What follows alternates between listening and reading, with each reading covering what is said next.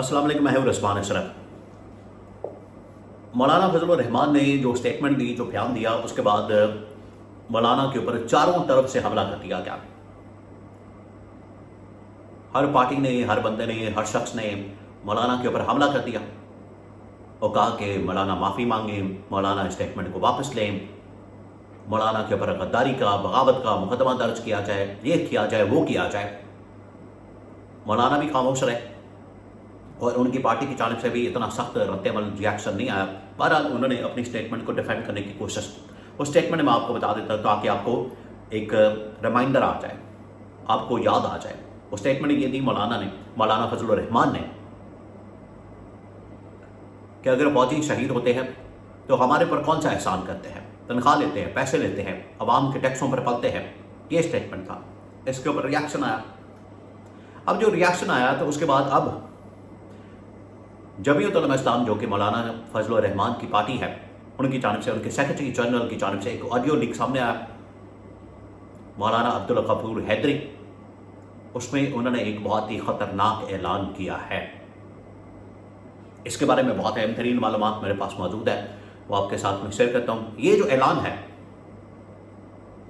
ये किस तरीके से पूरे सेटअप को हिला देगा, पूरे निज़ाम को हिला देगा और एस्टैब्लिशमेंट को किस तरह से परेशान कर देगा। ऑलरेडी इस्टेब्लिशमेंट आपको बताया कि इस तरह की सूरत हाल का सामना कर चुकी है, 9 मई की सूरत हाल का। तो ये जो जमीयत उलमा इस्लाम की जानिब से ऐलान किया गया, ये कितना ख़तरनाक हो सकता है, इसके बारे में बहुत अहम तरीन मालूमात, 2-3 बहुत बड़ी खबरें हैं। इस वक्त रावलपिंडी इस्लामाबाद के अंदर बहुत कुछ चल रहा है। मौलाना फजल रहमान को जिस किस्म के हमलों का सामना करना पड़ा स्टेटमेंट के बाद, अब उनकी जानिब से रद्द-ए-अमल आया कि हम, अगर ये हमले बंद ना किए गए, अगर ये अटैक्स हमारे ऊपर बंद ना किया गया, तो हम GHQ के बाहर धरना देंगे, रावलपिंडी के अंदर हम धरना देंगे।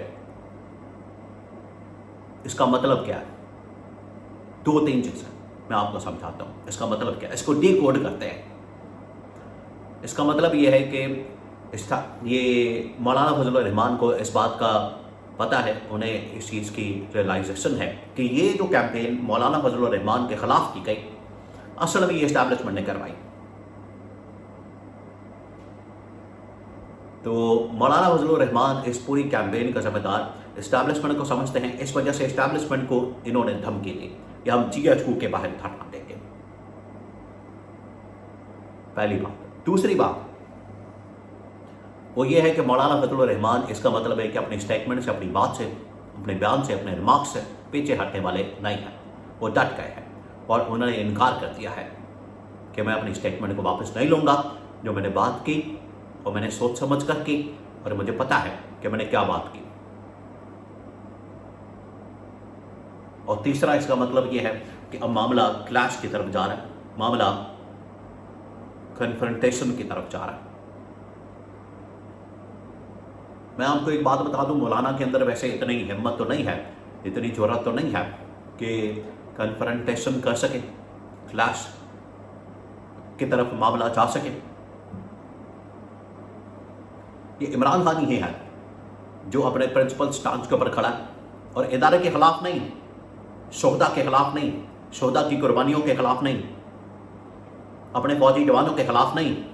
जो ये सोच है, ये सोच कम से कम इमरान खान के अंदर नहीं है। इमरान खान तो कहता है ये फौज भी मेरी, ये मुल्क भी मेरा। इमरान खान को एक पॉलिसी से, एक शख्स से इख्तलाफ हो सकता है, लेकिन मौलाना ने तो शोहदा के जो कुर्बानियां, उसका जो खून है, उसके ऊपर हमला किया। तो मौलाना आखिरकार पीछे तो हट जाएंगे, इतने नजरियात के पक्के नहीं है, या नजरियात के ऊपर खड़े होने वाले, कायम होने वाले, डट जाने वाले नहीं है इमरान खान की तरह। इमरान खान का खैर मामला भी बिल्कुल मुख्तलिफ है।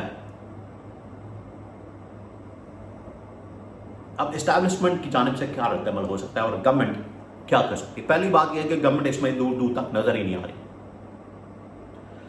असूलन ये जिम्मेदारी बनती है हुकूमत की, गवर्नमेंट की, कि इस मामले में इस्टेब्लिशमेंट का दिफा करते हैं, इस्टेब्लिशमेंट के हक में खड़े होते हैं। अब इन लोगों ने क्या खड़े होना है, इनकी हैसियत क्या है, इनकी क्या औकात है? जब انڈیا نے پاکستان کے اوپر حملہ کیا، پاکستان اور انڈیا کی جنگ ہوئی، تب یہ دفاع نہیں کر سکے پاکستان کا بیانیہ نہیں بنا سکے، پاکستان کا نیریٹو نہیں بنا سکے، انٹرنیشنل لیول کے اوپر، ڈپلومیٹک لیول کے اوپر پاکستان کا مقدمہ نہیں لڑ سکے. کیا ان کے اندر یہ ہمت ہے، ان کے اندر اتنی کیپیسٹی ہے، ان کے اندر اتنی قابلیت ہے کہ وہ یہ والا مقدمہ لڑیں گے اور اس میں اسٹیبلشمنٹ کو ڈیفینڈ کریں گے؟ مجھے نہیں لگتا کہ ان کے اندر اتنی کیپیسٹی ہے. اور اسٹیبلشمنٹ کو بھی پتہ ہے کہ یہ معاملہ ہم نے گورنمنٹ کی کورٹ میں نہیں پھینکنا، خود اس کو ہینڈل کرنا ہے. تو اب ڈائریکٹلی ان کی جانب سے بات کر دی گئی، ان کی جانب سے یہ اسٹیٹمنٹ آ گئی ہے کہ ہم GHQ کے باہر دھرنا دینے آ رہے ہیں اگر یہ ہمارے خلاف کیمپین کو نہ روکا گیا. تو پھر ہوگا کیا؟ اب میں آپ کو ایک دو سیناریو بتا دیتا ہوں. ہوگا یہ کہ آج یا کل میں مولانا بھی خاموش ہو جائیں گے اور مولانا کے اوپر حملے کرنے والے بھی خاموش ہو جائیں گے جمعیت علماء اسلام کے اوپر، اور پیچھے رابطے شروع ہو جائیں گے، بات چیت ہوگی. پہلے کہا جائے گا کہ اسٹیٹمنٹ چلیں، آپ ایک دوسرے کے اوپر جو حملہ کر رہے ہیں اس کو بند کریں، اسٹیٹمنٹس بند کریں، پبلک میں میڈیا میں بیانات دینا بند کریں. بعد میں انڈرسٹینڈنگ ہو جائے گی، سیٹلمنٹ ہو جائے گی اور معاملہ ٹھپ کر دیا جائے گا. ایک سیناریو ہوگا. دوسرا سیناریو یہ ہو سکتا ہے کہ اگر جمعیت علماء اسلام کی جانب سے کوئی دوبارہ جلسہ کیا جاتا ہے، بات کی جاتی ہے، دوبارہ حملہ کر دیتے ہیں، تو کلیش بڑھ سکتا ہے جس میں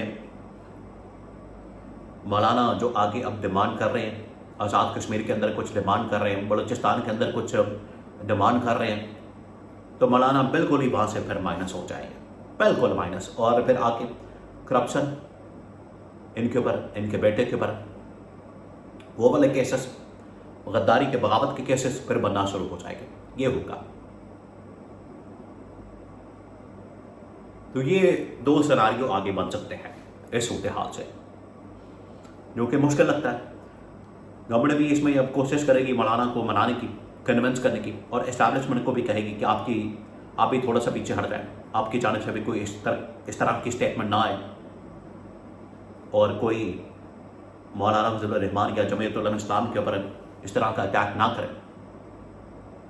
تو یہ کوشش تو ہوگی اگلے 24 سے 48 گھنٹے کے اندر یہ نتیجہ یا اس کے جو نشانیاں ہیں وہ نظر آنا شروع ہو جائیں گی کہ معاملہ اب ٹھنڈا کیا جا رہا ہے. لیکن اگر یہ کنفرنٹیشن کی طرف معاملہ جاتا ہے تو یہ بڑا ہی خطرناک اور خوفناک ہو جائے گا، جو کہ بالکل بھی نہ حکومت اس وقت افورڈ کر سکتی ہے اور نہ ہی اسٹیبلشمنٹ اس صورتحال کو موجودہ سچویشن میں، کرنٹ ماحول کے اندر افورڈ کر سکتی ہے.